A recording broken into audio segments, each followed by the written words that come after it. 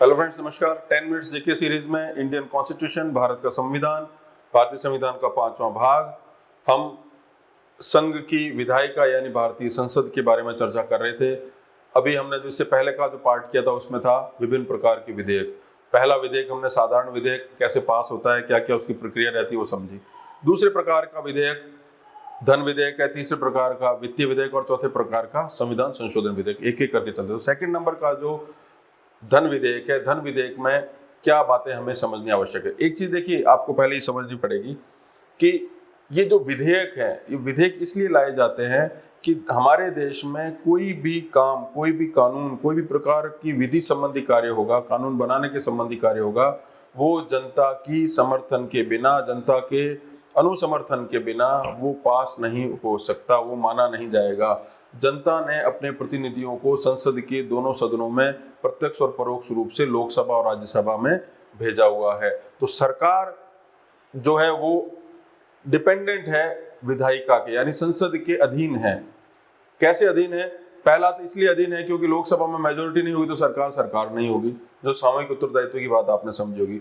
दूसरा ऐसे कि सरकार बिना विधायिका की इजाजत के, बिना उनकी परमिशन के कोई भी काम नहीं कर सकती।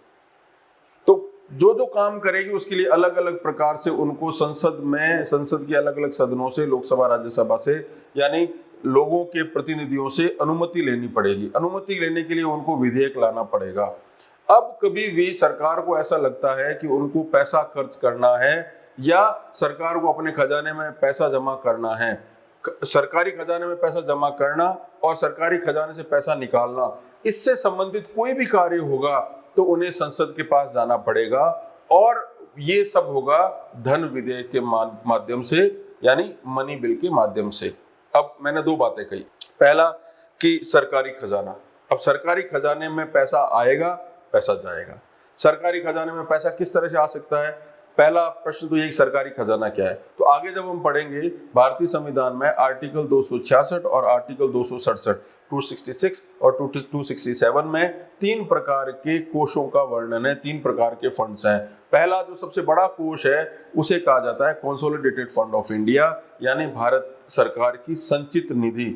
इसमें भारत सरकार का 90% से अधिक पैसा जो इसी में ही आता है, चाहे वो टैक्स से आए, चाहे वो नॉन टैक्स से आए या कोई अन्य प्रकार से आए, वो सरकार के पास आएगा। एक चीज आपको ये भी समझनी आवश्यक है कि सरकार के पास जो पैसा है और देश के पास जो पैसा है, इन दोनों में बहुत फर्क है। तो यहाँ पर जब भी बात मैं करूं पैसों की, खजानों की, तो सरकार का खजाना है। आप लोगों के पास में या जनता के पास में या हम लोगों के पास में जो पैसा है वो सरकारी पैसा नहीं है, उसके मालिक हम स्वयं हैं। सरकार के पास पैसा कौन सा जाएगा? वो सरकारी खजाना। वो आपको सबको मालूम है, सरकार या तो टैक्स लेगी या अन्य प्रकार से जो पैसा लेगी। तो जो सरकार के पास, अच्छा सरकार पैसा कैसे ले सकती है? क्या सरकार मनमानी से पैसा ले सकती है? नहीं ले सकती। तो सरकार को जब भी सरकारी खजाने में पैसा डालना होगा, भारत की संचित निधि, भारत की आकस्मिक निधि, भारत की लोक निधि, इन तीनों में, अब मोटे रूप में ही संचित निधि से संबंधित है, कंसोलिडेटेड फंड से। तो उन सरकारी खजाने में, गवर्नमेंट टैक्स चेकर में या कंसोलिडेटेड फंड में लार्जली अगर पैसा आएगा या पैसा जाएगा तो जनता की अनुमति के बगैर नहीं जाएगा। जनता की अनुमति जो है धन विधेयक से ली जाएगी, जिसकी डेफिनेशन आर्टिकल 110 में दी हुई है। अब धन विधेयक के बारे में एक चीज आपको समझनी जरूरी है कि धन विधेयक में ओवरवेलमिंग पावर, यानी एक बहुत ज्यादा शक्तियां दी गई है लोकसभा को, क्योंकि लोकसभा जो है वो जनता के प्रत्यक्ष निर्वाचित लोगों का सदन है और लोकसभा से ही सरकार बनती है, इसलिए लोकसभा को ज्यादा शक्तियां दी गई है। राज्यसभा के पास में केवल नाम मात्र की शक्तियां हैं। अब मोटे रूप में ये समझिए कि धन विधेयक का क्या मतलब है। धन विधेयक का मतलब यह है कि सरकार के खजाने में पैसा आएगा। पैसा कैसे आएगा? टैक्स लगाने से। सरकार का टैक्स मनमाफिक लगा सकती है, मनमर्जी से लगा सकती है, विम्सिकली लगा सकती है, आर्बिट्रेरीली लगा सकती है, नहीं लगा सकती। आपको कहां जाना पड़ेगा? सरकार के लोगों को, यानी मंत्रिपरिषद को, प्रधानमंत्री समेत किन के पास जाना पड़ेगा? जनता के लोगों के बीच जाना पड़ेगा कि हम आप पर ये पैसा लगाएंगे, इसकी आपसे अनुमति ले रहे हैं। क्या तरीका उसका? धन विधेयक। तो टैक्स से पैसा आएगा खजाने में तो जनता ही अनुमति देगी कि हाँ, हम पे इतना पैसा टैक्स लगा तो हम देंगे। आप देखिए सिस्टम कितना ब्यूटीफुली डिजाइन है।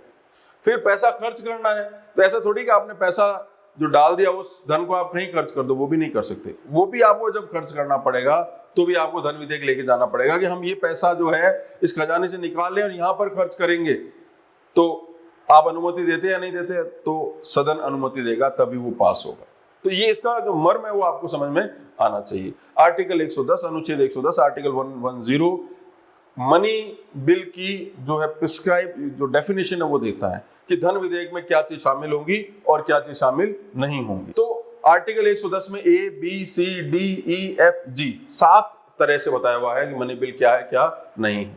मोटे रूप में ये क्या है, किसी भी प्रकार के टैक्स का इम्पोजिशन, अल्टरेशन, रेगुलेशन, एबोलिशन, यानी कोई कर लगाया जाएगा, अगर कर हटाया जाएगा, उसमें चेंज किया जाएगा, उसको नियमित किया जाएगा, चारों चीजें अगर टैक्स से रिलेटेड है तो धन बिल है। तो पहला मत तो ये। दूसरा, अगर भारत सरकार उधार लेती है तो उससे संबंधित कोई बिल होगा तो वो भी मनी बिल कहलाएगा। तीसरा, इंडिया के कंसोलिडेटेड फंड यानी संचित निधि में पैसा डालना, पैसा निकालना, उसकी कस्टडी से रिलेटेड कोई भी बिल होगा मनी बिल कहलाएगा। चौथा, उस धन का, भारत की संचित निधि के धन का विनियोग यानी एप्रोप्रिएशन क्या होगा, कहां कैसे खर्च होगा, उससे संबंधित भी कोई बिल आता है, उससे संबंधित कोई बात होगी, धन विधेयक कहलाएगा। पांचवा आइटम आर्टिकल 110 में कि भारत की संचित निधि से जो पैसा निकल रहा है वो जहां पे खर्च हो रहा है उसमें भी अगर कुछ चेंज वगैरह करना है, जो एक्सपेंडिचर चार्ज अपॉन है कंसोलिडेटेड फंड ऑफ इंडिया के ऊपर यानी भारत की संचित निधि पर जो भारित व्यय है उससे संबंधित कोई मामला होगा तो भी वो धन विधेयक में शामिल होगा। भारत की संचित निधि, भारत का लोक लेखा या राज्य सरकारों की संचित निधि से संबंधित कोई ऑडिट वगैरह से संबंधित कोई बात होगी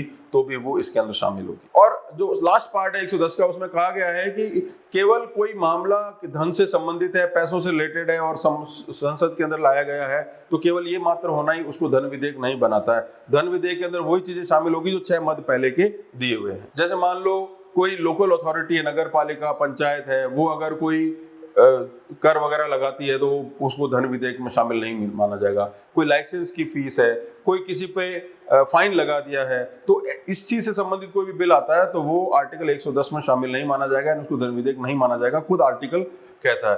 तो उस पूरे का सार ये है कि ज्यादातर वो पैसा जो सरकार लेती है भारत की संचित निधि या भारत के अलग 3 खजानों में किसी एक में जमा करती है या निकालती है, उसका यूज करती है, उसको कैसे अल्टरेशन वगैरह करना, वो सारे के सारे धन विधेयक में ही माने जाएंगे। अब अगला प्रश्न है कि धन विधेयक है या नहीं है, उसको आखिरकार उसका निर्धारण कौन करेगा, कौन उसको डिटरमाइन करेगा।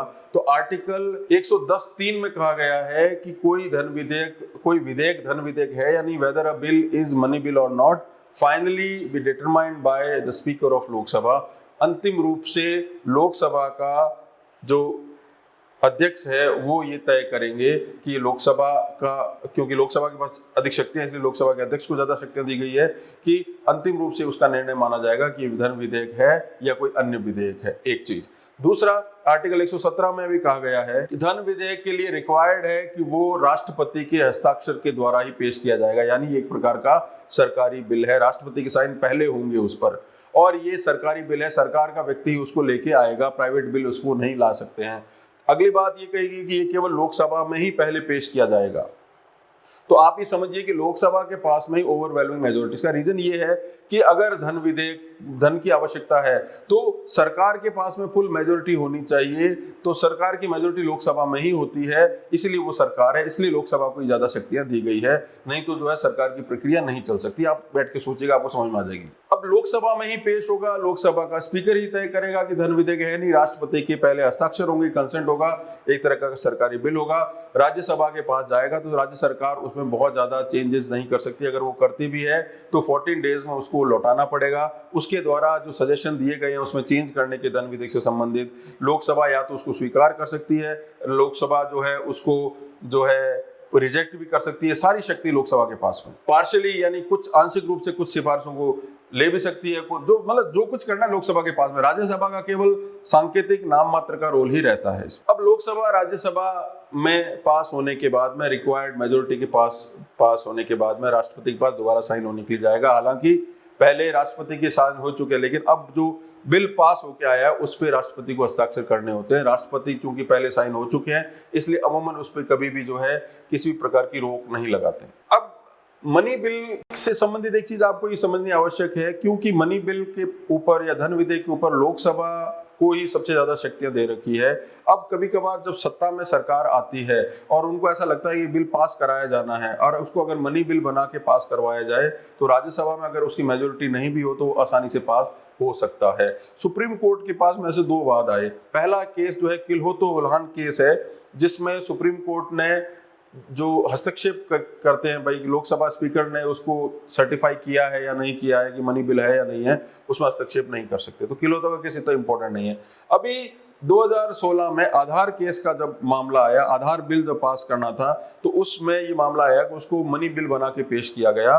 तो जो विपक्ष के नेता जो थे जयराम रमेश, वो सुप्रीम कोर्ट गए। सुप्रीम कोर्ट जो है अपना अधिनिर्णय दिया, अपना वर्डिक्ट दिया कि Aadhaar bill is basically a money bill, क्योंकि इसमें जो चीजें शामिल हुई है वो आर्टिकल 110 के 3 में नहीं आती। मतलब इसमें किसी प्रकार का फाइन लगाना या किसी प्रकार की लोकल बॉडीज से संबंधित बातें नहीं है। इसका संबंध सीधे प्रत्यक्ष रूप से भारत की संचित निधि से है, तो ये मनी बिल माना जाना चाहिए। तो आपको इसका थोड़ा सा वो व्यवस्था भी समझ में आनी चाहिए। एक चीज आपको ये भी समझ लीजिए, बजट भी एक प्रकार का मनी बिल है, जो आर्टिकल 112 में आप पढ़ते हो। तो बजट का पास होना भी जो है ज्यादातर जो तय करता है कि लोकसभा में कितनी मेजोरिटी से उसको पास किया जाता है नहीं। अब मान लीजिए सत्ता में जो सरकार है उसने बजट को पेश किया और बजट चूंकि मनी बिल है और वो जैसे ही लोकसभा में पेश हुआ और वो बजट पास नहीं हो सका, तो इसका मतलब क्या है कि लोकसभा में जो सरकार जिसने बजट पेश किया उसकी खुद की जो है फुल मेजोरिटी नहीं है। तो इससे क्या अविश्वास प्रस्ताव आ जाता है।